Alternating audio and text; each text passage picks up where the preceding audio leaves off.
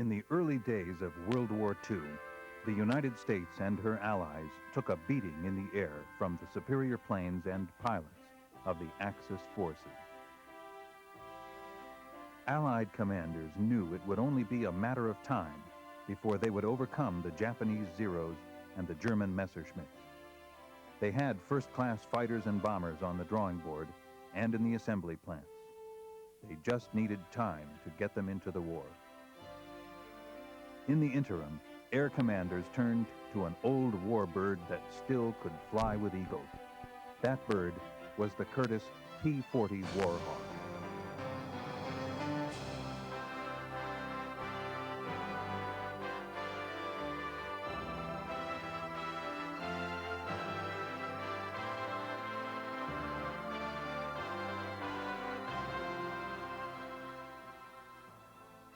To many, the P-40 was like Rodney Dangerfield. It just didn't get any respect. But those who flew her knew that there was much more to her than meets the eye. In the early months of World War II, the P-40 kept the Allies in the war and the Axis off the backs of the ground troops. In aviation history, the P-40 has had an opportunity to set the record straight. The P-40 is a much maligned and unfortunately denigrated airplane. It was a far better airplane than people think. It was a good, solid, reliable airplane. It performed very well in the desert theater. It performed very well in North Africa and Italy. It performed very well in the Southwest Pacific area and in China. And I think that had it been the only airplane that we would have available to us in the early days of the war, even through, say, the 1943 time period, it would have been acceptable in the European theater, although we would not have considered it as, say, equivalent to a Spitfire or equivalent to the latest generation of fighter aircraft development. But there were a number of Axis pilots who underestimated the P-40 and did not come home as a result of it. The P-40 had a 37-foot wingspan with a total length of just over 33 feet. Its height was 10 feet 7 inches. It was powered by one Allison V1710 engine. It had a maximum speed of 343 miles per hour. It weighed 6,200 pounds empty and 8,300 pounds loaded for battle. With a ceiling of 38,000 feet and a range of 1,400 miles, it was never tops in any one category, and yet, with a good pilot, it could get the job done. The P-40 was, as I mentioned, the Pacific was a major player both in the air forces of the United States, but also that of Australia, the New Zealanders, the British themselves, and of course in Europe or in the Russian front fighting, which of course could be European or Asiatic, depending on where one was. It was a very strong player in the force structure of the Soviet Air Force. One of the earliest tests for the Warhawk was in the battle for North Africa. On November 8, 1942, 11 months after Pearl Harbor, more than 800 ships engaged in Operation Torch, the invasion of North Africa. The plan called for tactical air support for the ground forces. Some of the air units were ferried from England to the Mediterranean by carrier. 70 P-40 Warhawks sat on top of a U.S. carrier. 25 more on a British carrier. The Allies liked this warbird and knew that the Curtiss P-40 could carry a 500-pound bomb as easily as a belly gas tank. It was both a fighter and a bomber. Inspired by General Jimmy Doolittle's raid on Tokyo, these land-trained fighter pilots were risking carrier takeoffs to get to Morocco because their planes were urgently needed. At 2- and 3-minute intervals, the pilots raced down the short deck and grabbed for air. The Allies cleared the decks and buzzed the carriers for luck. Then, the entire group headed for the already battle-scarred landing fields of French Morocco. General Dwight D. Eisenhower was in command. This was before he became Supreme Allied Commander in Europe. Allied forces had rolled over the opposition and moved halfway across North Africa, only to grind to a halt because of the weather and a lack of supplies. The Allies were almost within sight of the Germans' big supply ports from Tunisia. However, logistics and mud dictated the decision. On General Eisenhower's order, positions were consolidated and the attack was postponed indefinitely. The mountains, the roads, even the air seemed to ooze with 6 weeks of steady rain. No motor transportation. Only a few meager supplies got through. For once, like the foot soldier, air support, the umbrella for the Allies' ground forces, was stuck in the mud. The enemy was in much better shape. They had hundreds of planes operating from permanent all-weather fields. Their veteran, battle-trained Luftwaffe was assured of easy victory over the inexperienced American air units. Allied harbors and airfields were primary targets.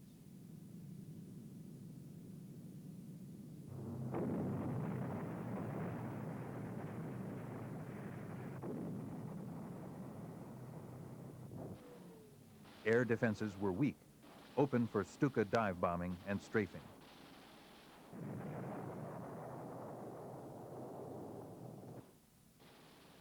After plastering Allied supply harbors, they attacked airfields. Air units gallantly held on, while even the ground seemed to rise and burn under repeated attacks. The Allies suffered losses, and even as they rescued their wounded, new and faster ways were improvised to carry casualties to safety. The planes which had brought in high-priority supplies took out higher-priority men. They were attended by flight surgeons. With air evacuation, casualties were only hours from hospitals. But wounded men and Warhawks had to be repaired. American ingenuity went to work. Now the spark of new ideas made crude gasoline firebombs. The Allies rebuilt their strength. General Eisenhower had planned strategy with his ground and naval officers. The Allies worked out the best ways of using their combined forces. General Spaatz was named CO of the Northwest African Air Force. Generals Arnold, Royce, and Baratin visited the Allied outfits, the 12th Air Force Fighter Command, run by General Pete Quesada. Those in command were helping the pilots get on even terms with the Luftwaffe. A while back, the Allies nearly ran out of 500-pounders, but now they had plenty. Gasoline, rationed at home, meant life or death in the desert. A battle for supply was being won. The Allies were getting ready. Suddenly, on February 14th, Rommel's Afrika Korps attacked. At Kaserne Pass, Allied lines stiffened. After 8 days of attack, the Axis initiative was exhausted. It was at this point that Rommel quit his African command. For the Germans, this situation worsened. Gasoline shortages reduced air operations. Squeezed into a steadily smaller pocket, they prepared to evacuate planes and key personnel to Sicily. About 20 men could escape in one of their small aircraft. High above them, the Allies watched and waited. Something big was coming. The German escape plan was put in motion. Near Tunis rose a group of more than 30 heavily armored Me-109 fighters. They were to escort a large fleet of low-flying transports. The hop to Sicily was a shuttle run of about 100 miles, less than an hour. 100 strong, the transports stretched in a long line on the deck, headed for their Sicilian sanctuary. They didn't get very far. As soon as the 57th Fighter Group spotted them, Captain Jimmy Curl's squad of 13 P-40s dove on the Germans to split them up. The Allies had been chasing Germans since July 1942, but they never had a chance like this famous afternoon.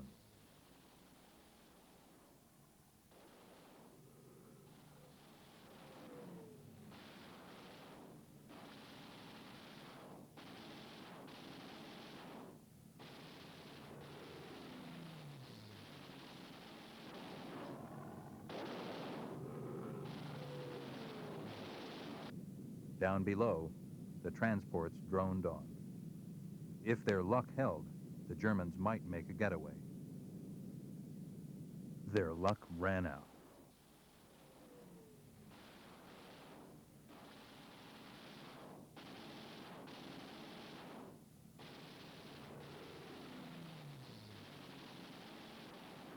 The tail-end Charlies of the long escape line took their chances on getting back to their African airfield.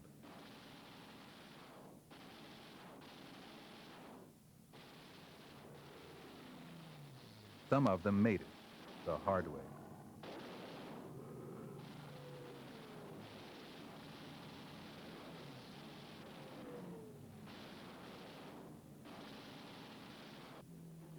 When the attack was over, the Allies had destroyed 58 transports and 18 fighters. From then on, the Allies sat over German airfields and dared the Luftwaffe to come up.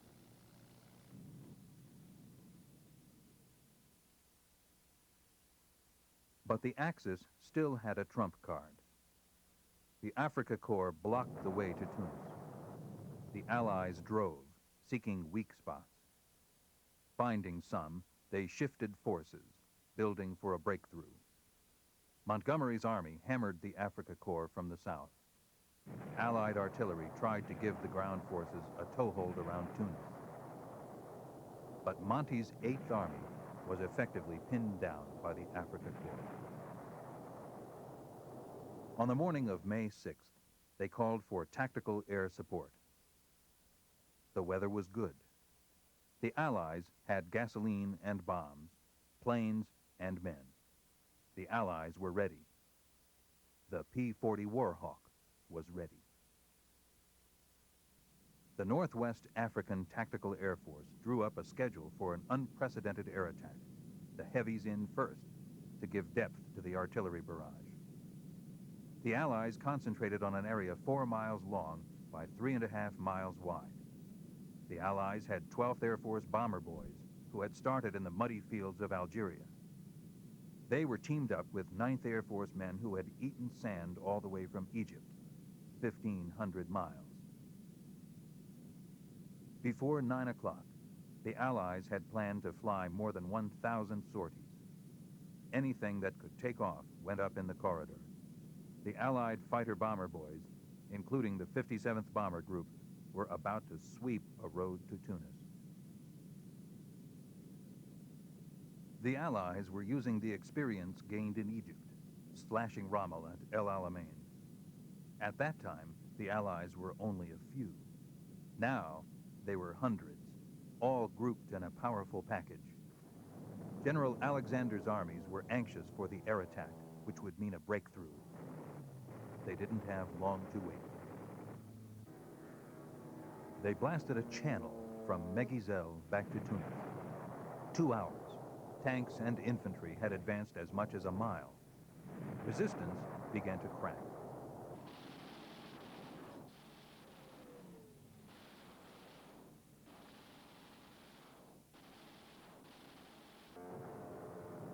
Firebombs, which the Allies had tested in the Sahara, helped in the big show.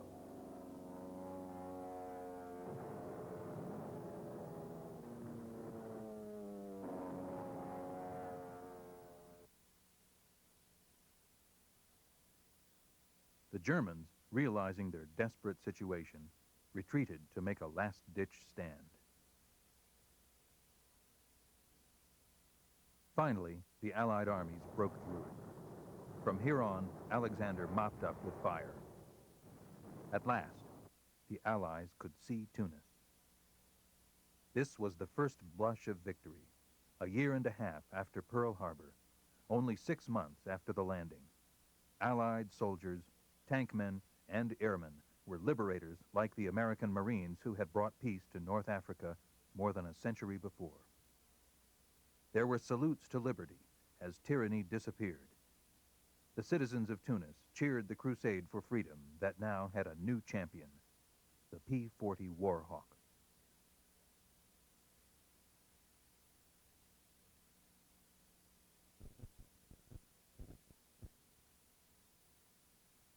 A 250,000 prisoners proved that Nazi invincibility was a myth. In the German defeat, the Allies learned the strength of joint unified command. Allied air power had destroyed enemy planes, guns, and ships, which paved the way for the final destruction of Hitler's once proud and powerful Afrika Korps. After the Tunisian victory, General Eisenhower reviewed the United Allies who were at last above the mark. The world had seen the first large-scale application of complete air supremacy. The Allies had battle-tested and developed tactical air support for their ground forces. Future battles would show the lessons of the North African air warfare applied on a global scale, with steadily increasing manpower, plane power, and firepower from the United States Air Force. But were it not for the outstanding work of the P-40 and her pilots, this might have been a different story. Another theater of operation that felt the influence of the P-40 was in China, Burma, India. Known as CBI, it was all but ignored for most of the war by the major players in Washington.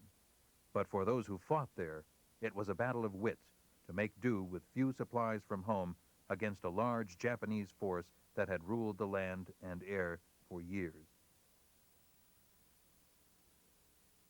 Flying into this area meant flying over the hump of Burma into dangerous Chinese territory. The P-40 was all the Allied pilots had to rely on, and they became experts at making the most of this fighter. For this was the land of the rising sun, and President Roosevelt sent a small but dedicated group to sink it back down to size. Beginning as the American Volunteer Group under Claire Chennault, also known as the Flying Tigers, it would eventually become the 14th Air Force.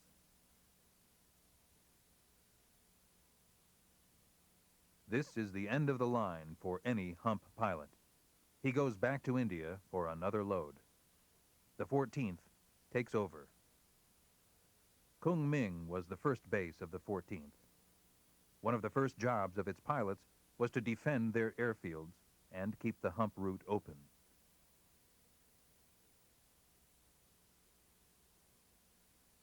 Here are some of the men who did that job. They are the original Flying Tigers. Former Army, Navy, and Marine pilots who came to China as civilians on a strictly business deal. $500 a month salary and a $500 bonus for every Japanese plane destroyed. From these original Flying Tigers came the 14th Air Force. Once official, they got planes, pilots, insignias, a commander, and a great tradition. The planes were battered P-40s with 30 caliber machine guns, museum pieces for the most part, but all they could get here in China. But the pilots were battle-wise veterans who now joined the Air Force as majors. The commander was the retired Army captain who led the Flying Tigers, now Brigadier General Claire Chennault.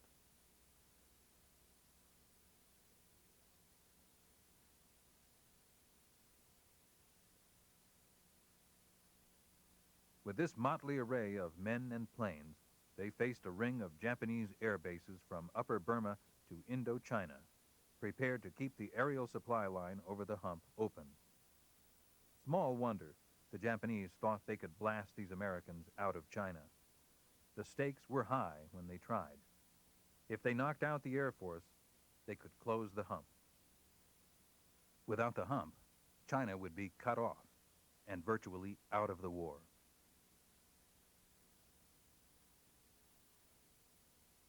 Again and again, the Japanese sent big formations of fighters and bombers against the American air bases around Kunming.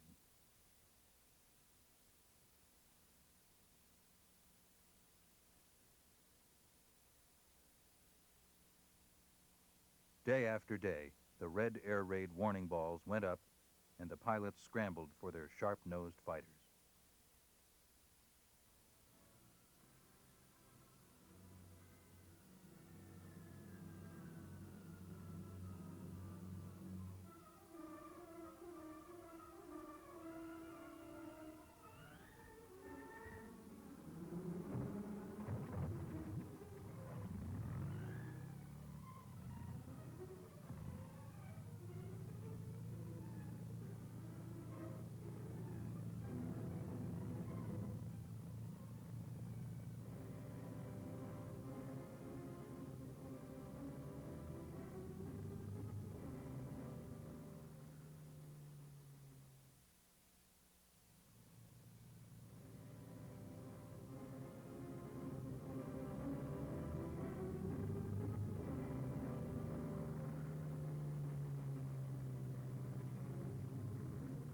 Japanese bombers bored in. Shark's Teeth pledged to attack with General Chennault's famous fighter tactics.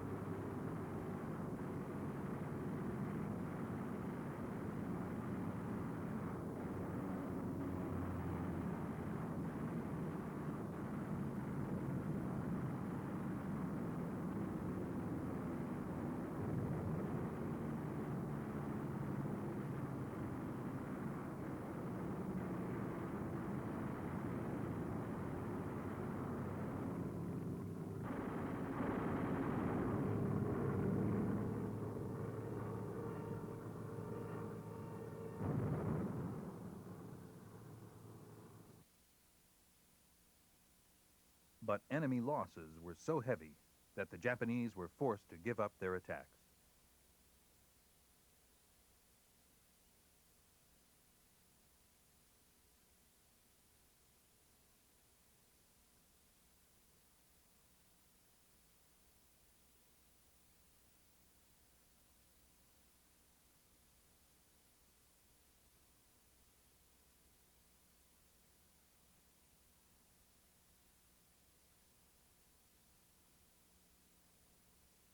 With the hump bases safe, General Chennault planned to move into East China and take the offensive. With the help of the Chinese, the 14th was free to kick open the back door to Tokyo a little wider. The first jump was 400 miles east from Kunming to the Hingyang-Luzhou line, with major fields at Hingyang, Lingling, Hualing, and Luzhou. 250 miles closer to the Japanese, with the staging fields of Sichuan, Panzhou, Namyang, and Nanning. From these new positions, American planes could attack the Japanese along a wide arc from Shanghai to Saigon and as far east as the Philippines. Nowhere else in the world in the spring of 1943 could American air power strike so close to the heart of the Japanese Empire. Those who were there felt it was a miracle. In less than 3 months, these people built a chain of airfields that could handle a huge American force. They built them on the land that formerly raised their food. They built them by hand. Their pay was 20 cents and a bowl of rice a day, and the hope the Japanese would one day be defeated. As many as 90,000 people worked on a single field, from 8-year-old children to 80-year-old patriarchs. And women worked as hard as men. Each field posed a different problem. Here, rice paddies were drained.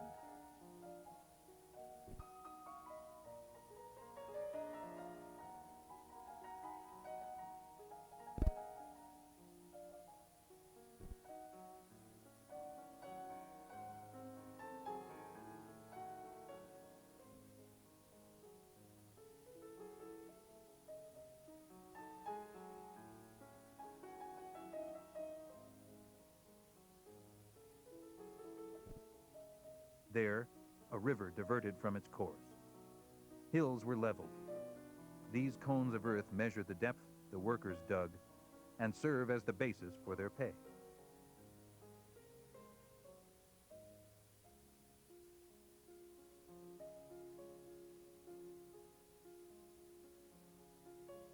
These rocks were carried from a riverbed 2 miles away. The large rocks are laid by hand to form the runway foundation.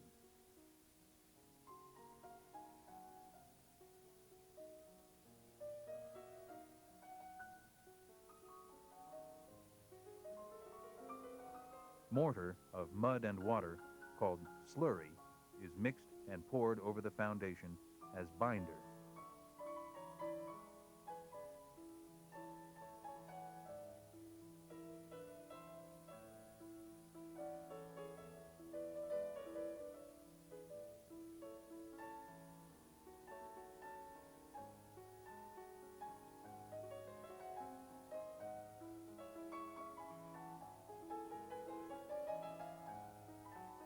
More stones are crushed and spread over the foundation to make the surface.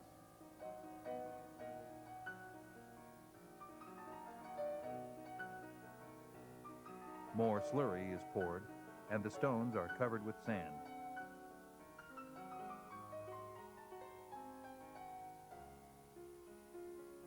Half-ton rollers pack the stones.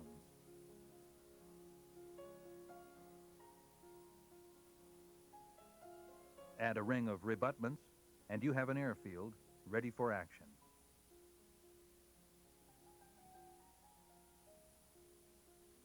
The Chinese air raid warning that kept the P-40s from being caught on the ground was an old system.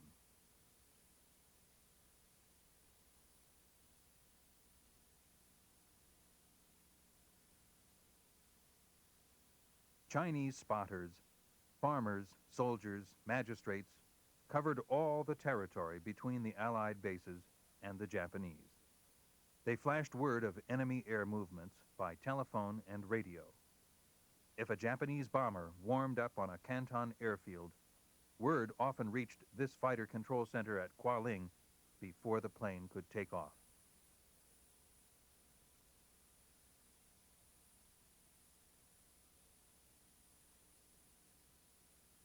The net also guided lost planes to safety. Chinese guerrillas saved many American pilots and crews who had to bail out behind the Japanese lines. No American stood guard, cooked, or carried.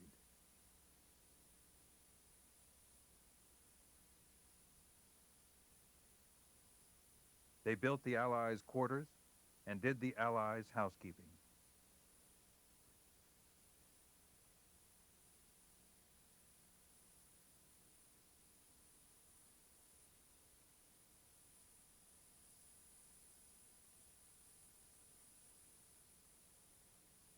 Many Chinese with technical training joined the ground crews and helped keep American planes and equipment working.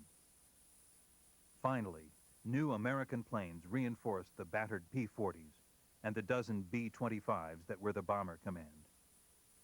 Long-range B-24s, cannon-carrying B-25s, and some P-51s. The American squadrons were joined by the pilots and crews of the Chinese-American wing. These Chinese airmen had been trained in America and now returned to their own country, ready for revenge. The 14th was still the smallest American Air Force and lived on a starvation diet of supplies. It took almost all of the increasing hump tonnage to keep the new planes supplied with gas, bombs, and bullets. This plane would be junked in any other theater. In China, it is patched with parts from other wrecks and is sent back to fight again.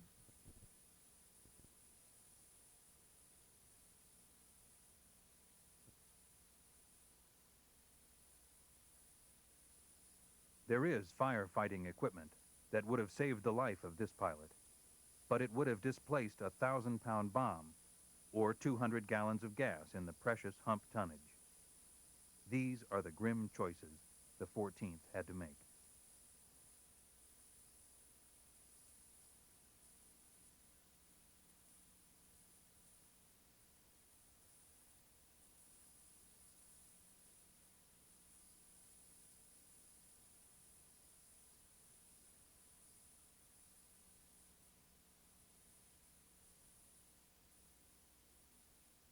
This is the hard way to refuel. Modern gas trucks and pumps couldn't squeeze through the hump bottleneck. Gas for motor fuel is diluted with 75% alcohol made in China. It's hard on the motors, but it saves hump tonnage. All this gas meant scores of dangerous hump trips and took weeks to accumulate. All of it was burned up in a single mission of one heavy bomb crew.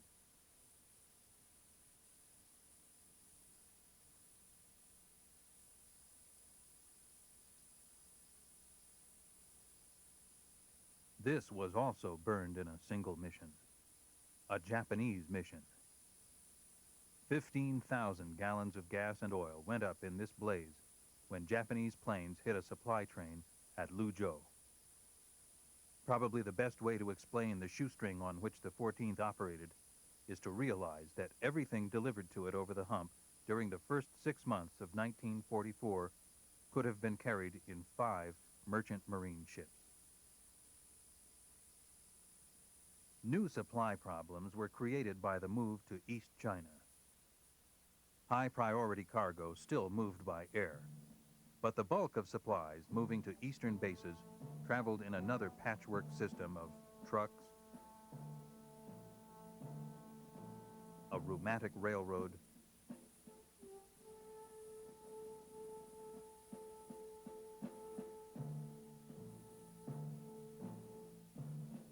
and these streamlined carriers.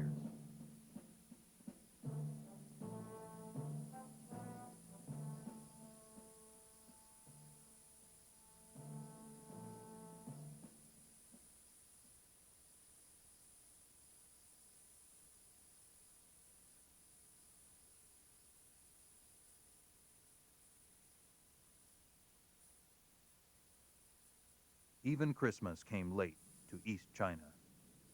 It was March when these Christmas packages from America and Santa Claus reached Kualing.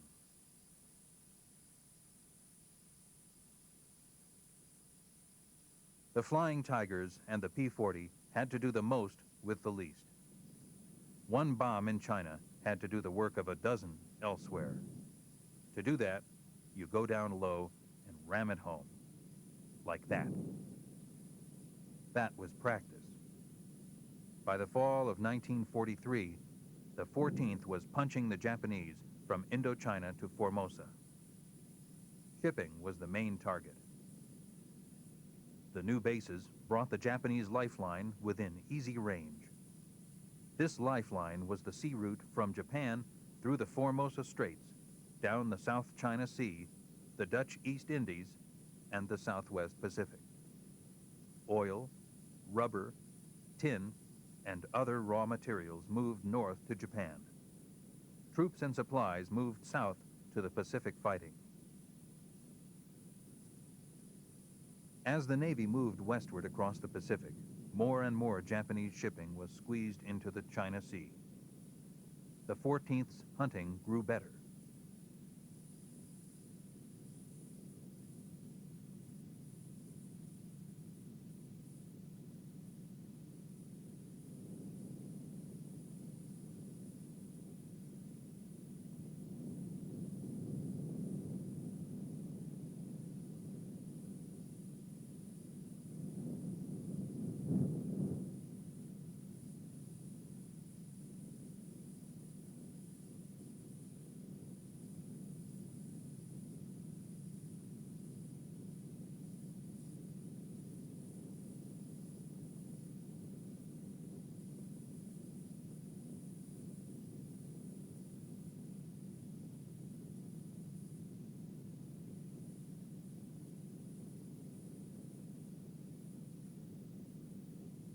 As a result of these attacks, the Japanese realized that they had to drive the 14th out of China.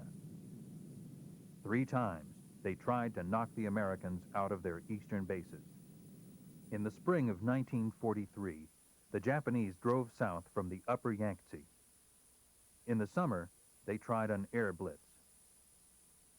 In the fall, they went with another ground offensive around Tung Ting Lake. Each time, the combination of Chinese troops and American P-40s hurled them back with heavy losses. In the spring of 1944 came the Great East China Offensive. Their objective was to drive the 14th out of China, gain control of the Hangzhou-Canton Railroad, and fortify the China coast against the threat of landings by the Americans pushing westward across the Pacific. The 14th attacked with every weapon in its arsenal. Despite bad weather, fighters strafed troop columns with rockets, gag bombs, and machine guns. Many cavalry columns spearheading the drive were broken up by strafing bombing.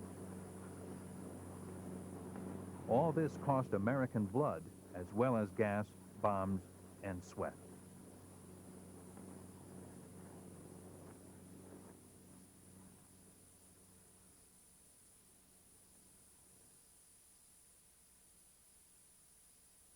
Pilots flew their tired Warhawks 3 and 4 missions a day for weeks without end.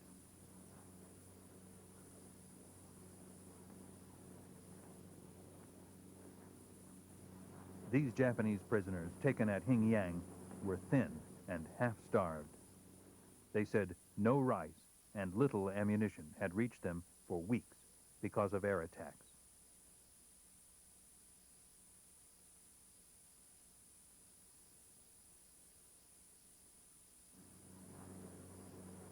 American bombers and transports dropped supplies to the Chinese garrison by parachute.